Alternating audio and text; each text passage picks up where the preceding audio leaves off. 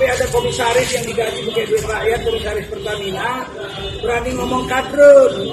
Kalau saya diangkat jadi dirut Pertamina, nanti kadrun demo lagi, membuat gaduh Republik ini.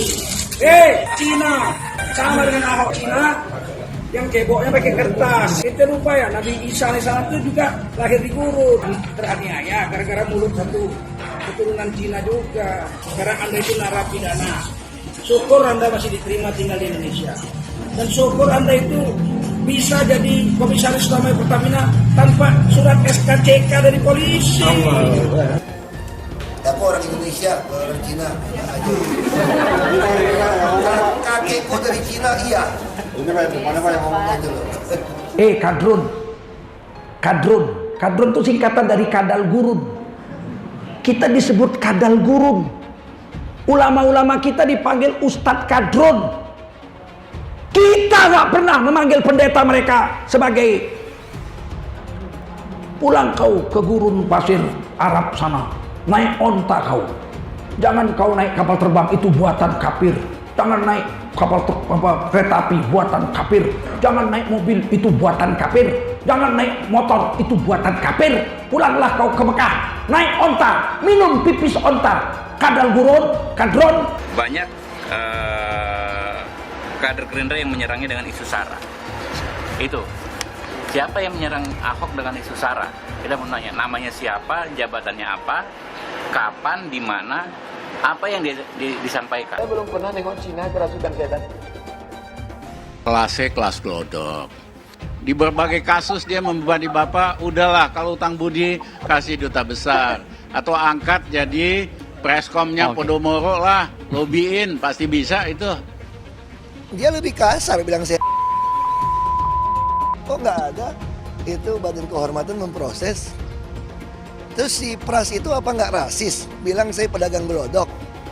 Saya bukan pedagang gelodok, bos. Saya nggak pernah dagang dari dulu. Saya orang tambang.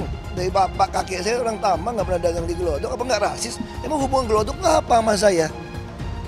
Gitu loh, hubungannya apa? Makanya rasis, partai nasionalis, tapi kelakuannya rasis. Dia lebih parah dia. Nakut-nakutin, hati-hati loh, kasihan loh, turunan Cina miskin. Nanti dibantai gara-gara Ahok. Itu kurang ajar gitu loh, itu rasis. Pakai nasihat begini, ini bahaya. Ini negara bahaya. Anda kalau jual-jual agama kan pengecut. Itu pengecut dan sebetulnya itu menghina Tuhan. Kalau kamu memanfaatkan firman Tuhan, rasis, kamu menghina Tuhan. Karena Tuhan aja nggak rasis. Anda Islam toh, saya Kristen dapat udara yang sama. Kalau Tuhan anggap Kristen kafir, bunuh gua sekarang. Habib Rizik itu sangat ingin kembali ke Indonesia. Beliau sangat ingin pulang.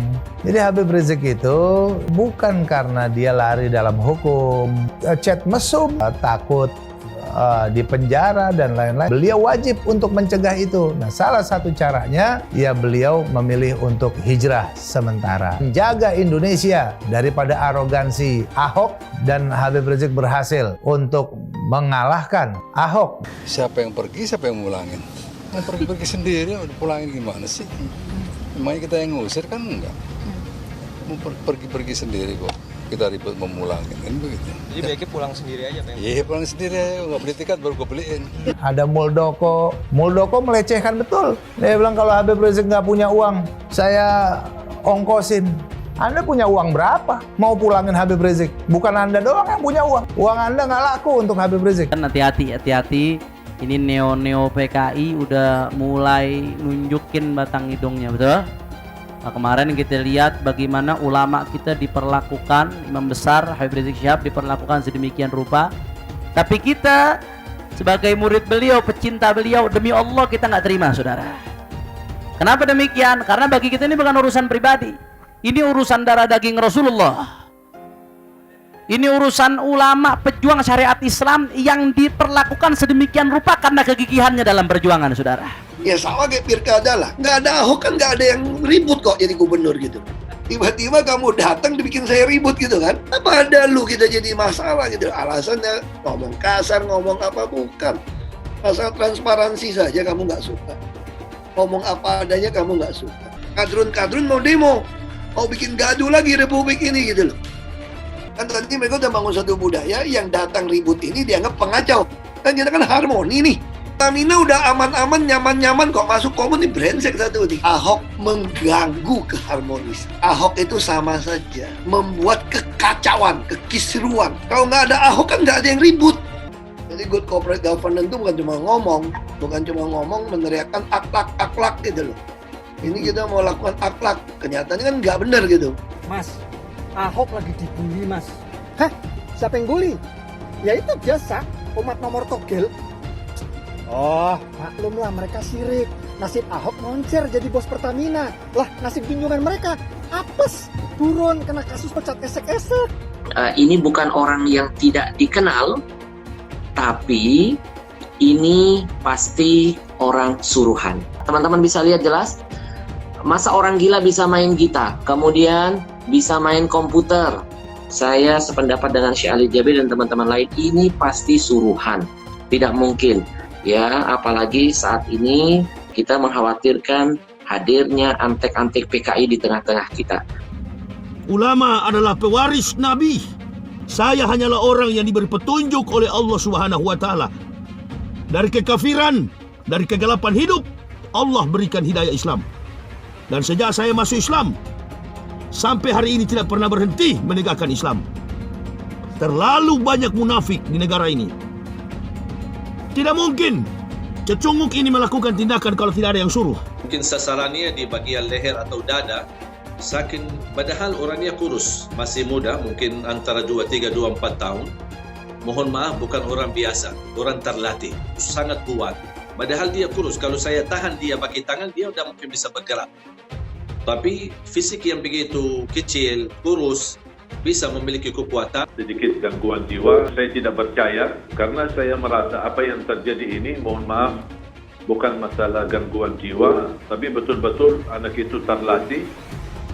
Kami atau pihak aparat terus akan menyelidiki bagaimana latar belakang dan apa jaringan yang ada di belakangnya. Cara masuk mereka gampang kalau saya lihat polanya. Pertama dikirimkan seorang anak ya yang good looking, penguasaan bahasa Arabnya bagus, habis begitu. Mulai masuk, ikut-ikut jadi imam. Lama-lama orang situ bersimpati, diangkat jadi ikut mengurus masjid. Kemudian mulai masuk temannya dan lain sebagainya. Mulai masuk ide-ide yang tadi kita takutkan. Sehingga memang kami, dan saya kira kami sepakat dengan Bapak Menteri Pan RB juga, untuk mewaspadai sekali bahwa semua rumah-rumah ibadah di lingkungan institusi pemerintah, pengurusnya harus pegawai. Tidak boleh ada masyarakat di situ ikut jadi pengurus. Apa good looking itu? Anak-anak muda yang penampilannya keren-keren, Kiki Rosid dan gini modelnya. Itu katanya pintu masuknya radikalisme. Good looking. Umat udah pegel, pengen kalau mau bisa meledak, umat dia udah meledak. Harga serba mahal, betul? Kerja agak becus, kacau, umat dia udah mau meledak. Jangan ada yang merasa paling benar sendiri dan yang lain dipersalahkan. Jangan ada yang merasa paling agamis sendiri. Hasilnya saya positif COVID.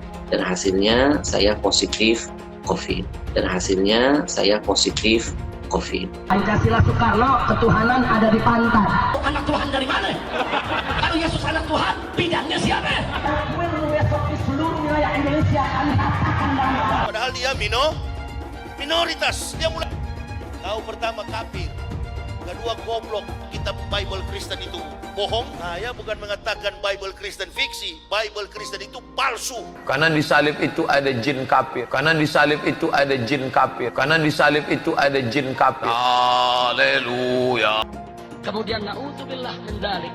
Anda pilih orang kafir, berarti Anda telah menyerahkan urusan umat Islam ke tangan orang kafir. Gus Dur itu buta mata juga buta hati. Jarang, saya belum pernah nengok Cina kerasukan setan. Pernah tak Ahok itu kerasukan setan? Enggak, setannya juga benar. Karena sesama setan dilarang saling menggoda. Saya nggak pernah mundur untuk kebenaran, keadilan, kejujuran.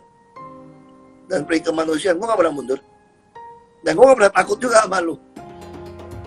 Siapapun yang rasis, gue akan hadapin. Gue bilang.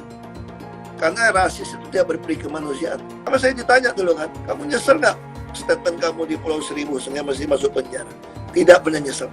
Karena saya mengatakan kebenaran.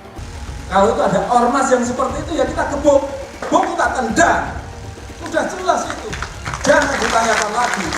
Hai teman-teman, saya mau memperlihatkan transaksi saya hari ini lakukan trading di eToro. Ini bukti transaksi saya untung $4.500 US, itu sekitar 68 juta rupiah.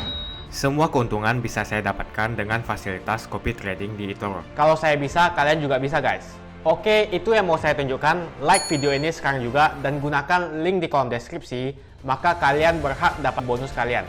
Promo ini ada masa waktunya, jadi jangan ketinggalan. Bukan cuma itu saja, transaksi tidak dikenakan fee, baik itu investasi saham, trading forex, komoditas, bitcoin, dan lainnya. Kalian bisa melakukan transaksi berapa kali pun atau unlimited trading.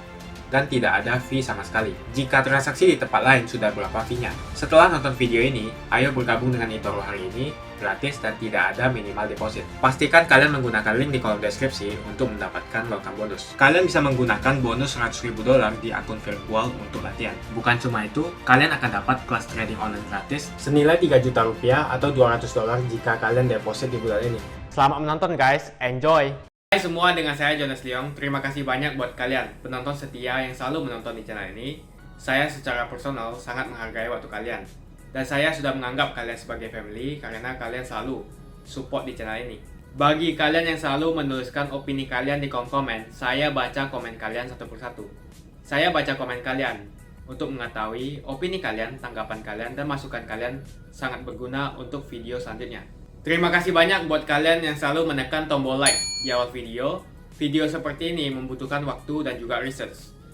Dan ini semua gratis untuk kalian. Jadi pastikan kalian menekan tombol like-nya supaya saya mengetahui kalian menyukai konten yang saya bagikan. Sampai ada komisaris yang digaji pakai duit rakyat, komisaris Pertamina, berani ngomong kadrun.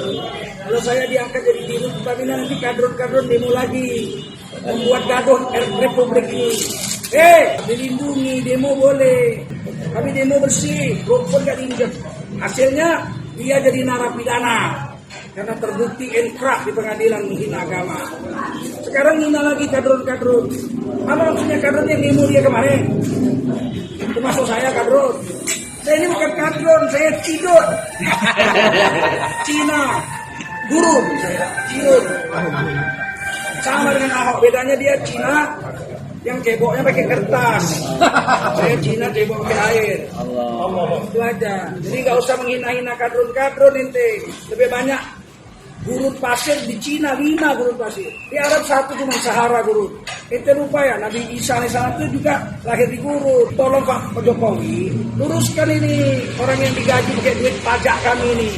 Ahok ini luruskan. Jangan nyinggung-nyinggung kadrun. Nanti kalau pecah perang di Republik ini, yang rugi siapa? Yang rugi kan saudara-saudara saya orang Cina yang baik-baik teraniaya gara-gara mulut satu keturunan Cina juga. Sekarang Anda itu narapidana. Syukur Anda masih diterima tinggal di Indonesia. Dan syukur Anda itu bisa jadi komisaris utama Pertamina tanpa surat SKCK dari polisi. Mantan narapidana, Anda harusnya bersyukur. Jangan nyindir-nyindir orang yang demo yang menjalankan pasal 28 Undang-Undang Dasar 1945. Melobi khususnya pihak-pihak terkait.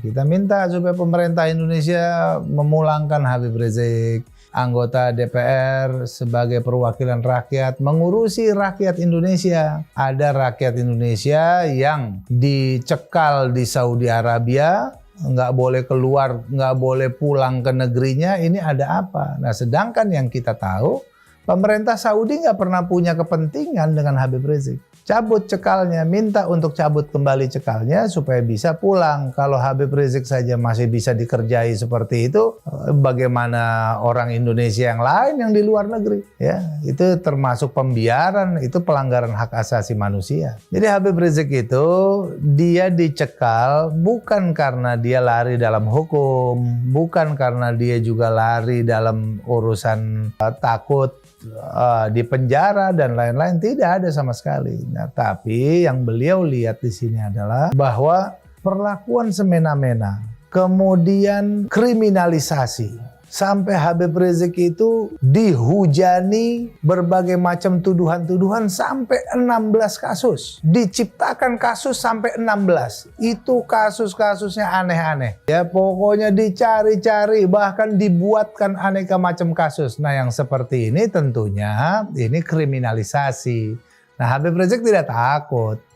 Bukan orang yang mau dan beliau di sini nggak ini kok, beliau ada terus di sini. Begitu selesai pilkada alhamdulillah Ahoknya kalah, nah barulah Habib Rizik ini semakin diburu.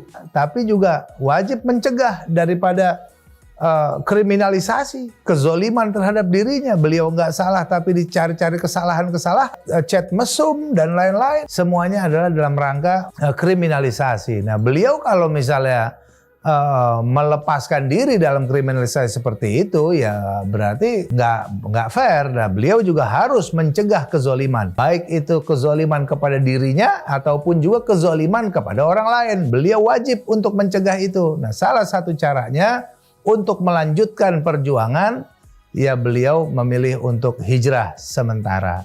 Nah, tapi muncul kejadian berikutnya. Begitu Habib Rizik mau pulang, kok dicekal. Nah ini yang jadi permasalahan di sini. Jadi kasus Habib Rizik ini bukan kasus hukum sama sekali. Ini adalah kasus politik. Karena Habib Rizik mampu bangkitkan semangat rakyat Indonesia untuk menegakkan keadilan. Khususnya dalam rangka menjaga Indonesia daripada arogansi Ahok dan juga pelecehan terhadap agama dan juga kepada bangsa Indonesia. Dan Habib Rizik berhasil untuk mengalahkan Ahok, yang mana Ahok itu ya kita sama faham dan sama mengerti bahwa agenda-agenda kepentingan Cina yang dijalankan oleh Ahok ini. Nah Habib Rizik mampu untuk menggagalkan itu. 212 itu kurang lebih jutaan orang yang hadir itu. Kurang lebih 7 juta orang. Tapi ternyata reuni 212 itu dihadiri 2 kali lipatnya. Itu tandanya Habib Rizik semakin kuat pengaruhnya di dalam negeri walaupun dia tidak ada di sini. Itu semakin dicintai dan semakin didengar dan semakin ditaati. Ada Muldoko, juga Puan Maharani, ya. Muldoko melecehkan betul. Dia bilang kalau Habib Rizik nggak punya uang, saya ongkosin. Anda punya uang berapa? Mau pulangin Habib Rizik? Bukan Anda doang yang punya uang. Uang Anda nggak laku untuk Habib Rizik. Cuman Anda ini harus tahu gitu. Dan nggak pantas lah, nggak pantas. Tidak profesional. Begitu juga ada Puan Maharani menyatakan pergi sendiri, pulang sendiri. Ini apa ini? Nah, jadi Habib Rizik itu tidak bisa keluar dari Saudi. Yang pasti partai saya partai PDI Perjuangan, itu aja. Hanya saya menyadari ladangnya belum siap. Jadi istilahnya ladang demokrasi kita itu kalau kita mau nanam, tugas kita pemerintah di Indonesia itu harusnya menyediakan tanah yang gembur supaya si bibit-bibit bagus ini bisa ditanam, tau nggak? Nah ini harus kita perjuangkan bersama nih. Sekarang tiba-tiba setelah kita ngalamin pilkada, pilpres, tiba-tiba ladangnya itu nggak bisa membuat semua orang gitu loh. Sekalipun ada bibit bagus, kalau lo udah model gua yang ada yang bilang double minoritas, ada yang bilang triple minoritas. Ini maksud triple itu gitu tuh, udah Cina, Kristen, kagak mau korupsi lagi kan, nggak mau kerjasama. Nah saya kira diaspora kan udah terbiasa kerja dengan profesional gitu kan. Jadi good corporate governance itu bukan cuma ngomong meneriakkan akhlak gitu loh. Ini kita mau lakukan akhlak, kenyataannya kan nggak benar gitu. Pesan saya ya jangan patah semangat gitu. Kita harus percaya masa depan kita nih sungguh ada, asal kita nggak patah semangat. Jadi banyak orang tuh kita bukan robot, sebagai manusia bukan robot. Nah waktu saya kecil, bapak saya bilang sama saya kan, kalau kita mau bantu orang miskin, tidak mungkin sebagai orang kaya. Kita harus menguasai itu anggaran pemerintah. Karena selama itu anggaran itu dipakai dengan sangat tidak efektif, tidak efisien, penuh penyimpangan. Kalau kita bisa menguasai itu, kalau kamu punya 1 miliar pribadi, bantu orang 500.000, hanya 2.000 orang. Jadi kalau kamu menguasai anggaran pemerintah, kamu bisa membuat semua orang punya penghasilan 500.000. Ini kan kira-kira dikasih lihat visi kan. Tapi pengalaman tuh historical. Itu akhirnya kita memutuskan. Moment by moment with choice itu maksud saya begini. Kita kan manusia kan punya kebebasan memilih. Gitu. Persoalannya tuh kamu mau taat nggak kepada panggilan kamu itu. Jadi saya loncat, sebab saya mau ke politik, saya kan takut. Masuk politik kalau ikut partai yang lama nggak jadi apa-apa. Ikut partai yang baru, terus kalau gagal, mati dong, jadi gencet. Anda mau melangkah untuk orang banyak atau untuk kita? Itu kita putuskan untuk orang banyak, ya kita maju. Nah, itu saya bilang kita memilih, artinya kita masuk ke dalam track yang ditentukan. Nah, sama ketika misalnya mau masuk ke gubernur DKI dulu. Semua orang mengatakan nggak mungkin kamu jadi gubernur DKI, lu gila apa gitu. Kenapa nggak pulang ke Babel? Saya bilang, saya pulang ke Babel ngapain? Saya mendapatkan ini, saya katakan ini panggilan gitu kan. Kalau mau jadi showcase untuk mempertontonkan sebuah kuasa transformasi di Indonesia, ya harus di ibu kota. Tapi pertanyaannya sederhana lagi, masuk akal nggak ini ke ibu kota gitu loh? Kenapa kamu nggak jadi dulu di Babel gitu kan? Nah ini balik lagi soal keyakinan. Saya nggak tahu ini eternal chosen atau historical chosen. Bagi kita bukan coincidence. Ini adalah sebuah submit dengan panggilan kita gitu. Kita trust and obey, ya. Ini sesuatu yang berbeda. Nah itu perjalanan karir saya gitu. Dan saya dalam memutuskan sesuatu, saya nggak peduli orang mau ledekin saya, mau ketawain saya, mau caci maki saya nggak ada urusan. Kita merasa rugi kalau kita pilih yang itu, dan saya merasa takut. Nah kalau saya udah dapat 3 itu saya lolos, berarti bener, saya jalanin aja udah. Nah, kalau dibilang berhasil atau enggak, ya bagi orang lain mungkin saya gila, ya anggap kamu gila aja, nggak tahu diri gitu loh, memutuskan sesuatu yang, kalau kita mau baca tulisan berapa filsuf saya lupa namanya. Kalau kamu mau jadi orang yang great, yang besar, yang hebat, kamu mesti siap disalah mengerti orang lain, kira-kira gitu. Kalau kamu bisa dimengerti orang lain, mah kamu gak akan jadi sesuatu yang beda gitu loh. Baik, ada beberapa catatan penting yang ingin saya sampaikan dalam kesempatan ini. Sebagai penyambung lidah dari guru kita Syekh Ali Jabir, menyayangkan ada statement yang berkembang bahwa pelaku adalah orang yang tidak waras atau orang gila. Mana mungkin saya orang yang awam saja bisa melihat, mana mungkin orang yang gila bisa memahami target secara tepat.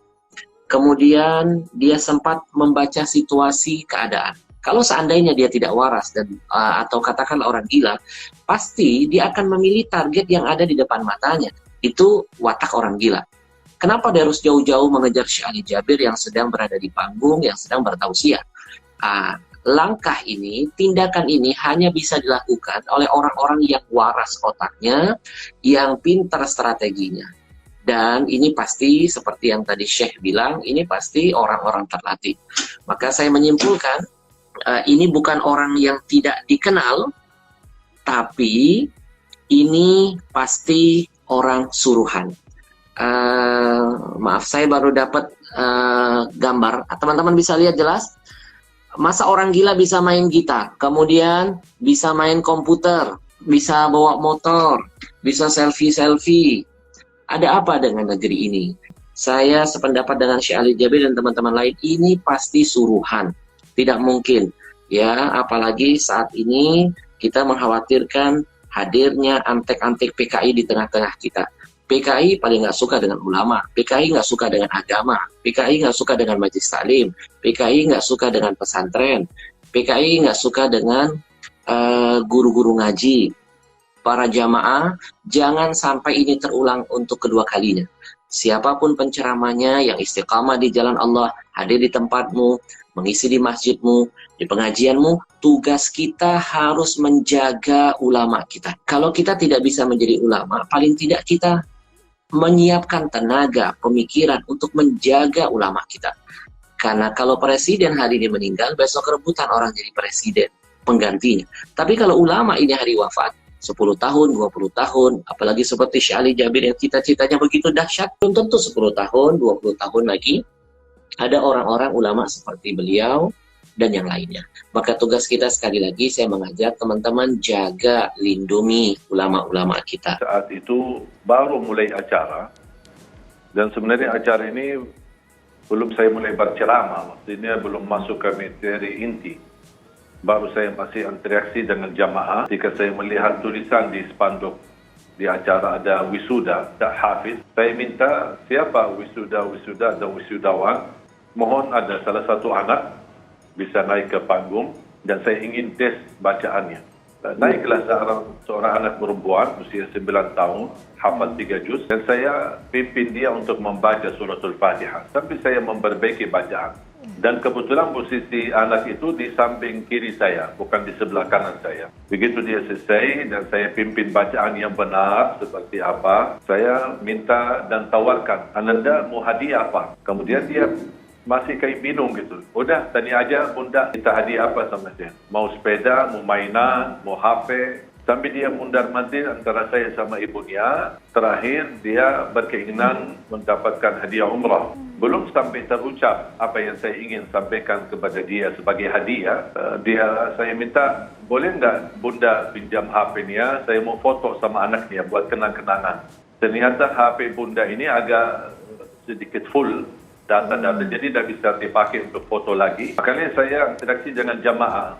Boleh nggak jamaah sekalian pinjamkan HP sebentar buat foto? Saya lagi fokus ke sebelah kiri dan di hadapan saya karena rata-rata jamaah ada di depan saya dan kiri saya. Di kanan tidak terlalu banyak karena dia di samping pintu keluar masuk, jadi tidak terlalu ramai. Karena posisi panggung di halaman masjid dekat pintu keluar. Dan karena saya fokus ke kiri, ke kanan, tapi di saat yang sama belum ada respon dari jamaah, baru sebentar mau arah ke kanan, lihat jamaah yang tersisa barangkali ada yang membawakan HP untuk saya pinjam. Tiba-tiba ada seorang naik panggung dengan cepat. Pikiran saya mau antar HP. Tiba-tiba pas saya masih di posisi duduk, santai-santai aja, jalan cukup kuat.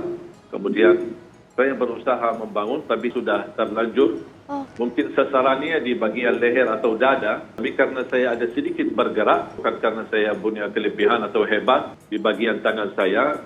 Kemudian begitu saya berdiri, padahal orangnya kurus, masih muda, buat 3-4 tahun, tapi posisi memegang, mohon maaf, bukan orang biasa, orang terlatih.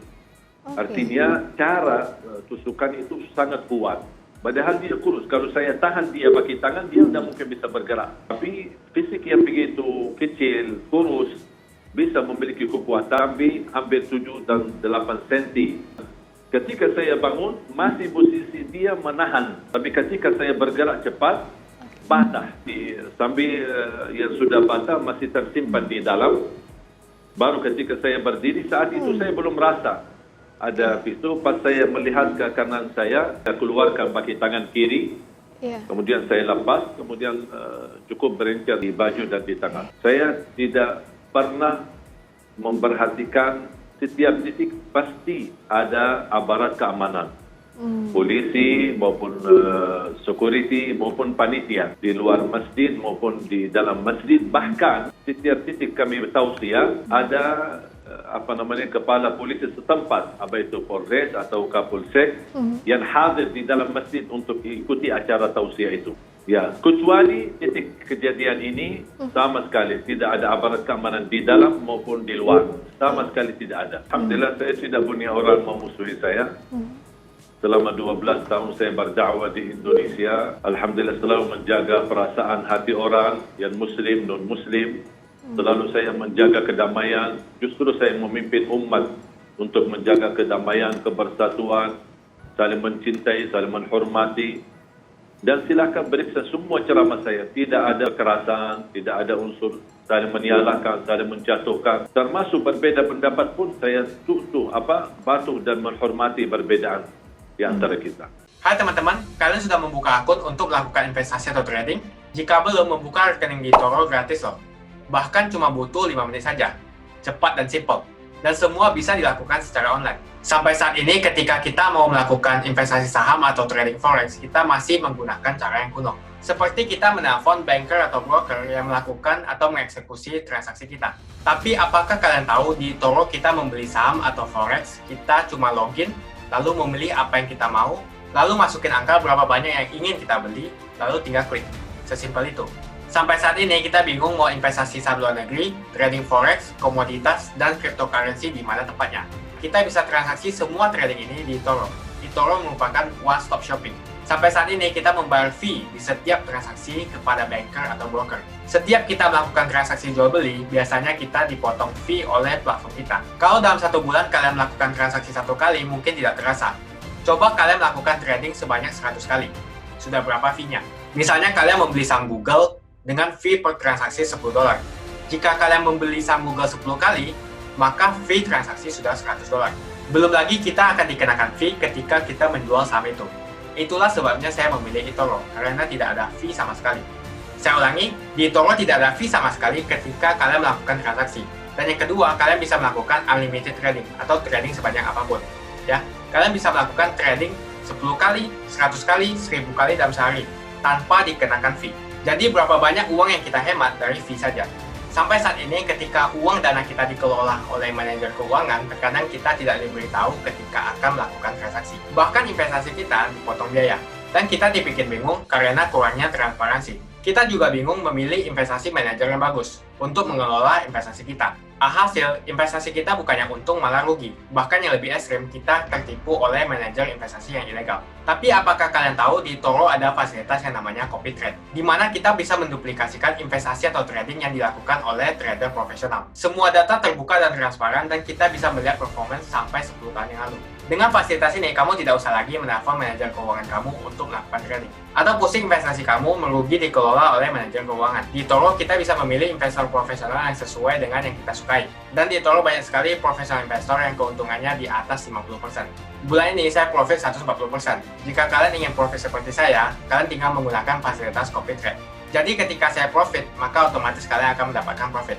Mau beli saham Google, 1 unitnya mahal. Di eToro, kalian bisa beli di bawah 1 unit atau pecahan unit. Contohnya kita membeli saham Google dengan hanya $50 saja, yaitu 0,02 unit. Di platform lain, kalian diwajibkan untuk membeli minimal 1 unit atau $1.500 untuk saham Google. Dengan $50 atau Rp700.000 saja, kalian sudah bisa memiliki saham Google. Menarik bukan? Saya sudah lama menggunakan eToro dan minggu ini saya profit 140%. Jadi bergabunglah dengan eToro dan mulai profit hari ini. Jadi apa yang kalian tunggu? Mendingan kalian cobain sendiri aja deh. Tutorial bisa kalian cek di kolom deskripsi dan kalian harus menggunakan link di kolom deskripsi untuk mendapatkan welcome bonus. Jika tidak, maka tidak akan mendapatkan bonus. Dan gunakan bonus $100.000 di akun virtual Anda untuk mengenal lebih jauh tentang eToro atau bisa digunakan untuk latihan.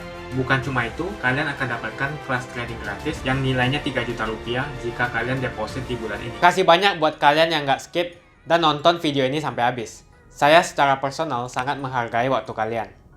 Makasih banyak buat kalian yang sudah tekan tombol subscribe dan makasih banyak buat kalian yang sudah tekan tombol loncengnya. Jangan lupa bagikan informasi ini ke teman atau family Anda. Mungkin teman atau family Anda membutuhkan investasi ini. Oke guys, sekian dulu dari saya. Jangan lupa follow Instagram saya di @johannesleongofficial untuk kata-kata motivasi setiap harinya. Bagi kalian yang termotivasi nonton video ini, ayo like video ini dan subscribe di channel ini. Dan buat kalian yang sudah subscribe di channel ini, jangan lupa tekan tombol loncengnya supaya kalian mendapatkan notifikasi setiap kali saya upload video. Saya menggunakan eToro untuk melakukan investasi. eToro merupakan broker multi aset di mana Anda dapat berinvestasi pada pasar keuangan global, seperti di saham, komoditas, forex, cryptocurrency, atau di ETF. eToro juga dikenal dengan social trading platform, di mana Anda bisa mengcopy transaksi dari trader profesional, sehingga cocok sekali bagi Anda yang sibuk atau tidak memiliki keahlian untuk trading atau berinvestasi sendiri. Misalnya Dave menggunakan eToro untuk menduplikasi aktivitas trading Steve. Jika Steve untung, maka Dave juga untung. Mau untung seperti Steve? Gunakan copy trade hanya di eToro. Pastikan gunakan link di kolom deskripsi untuk mendapatkan bonus.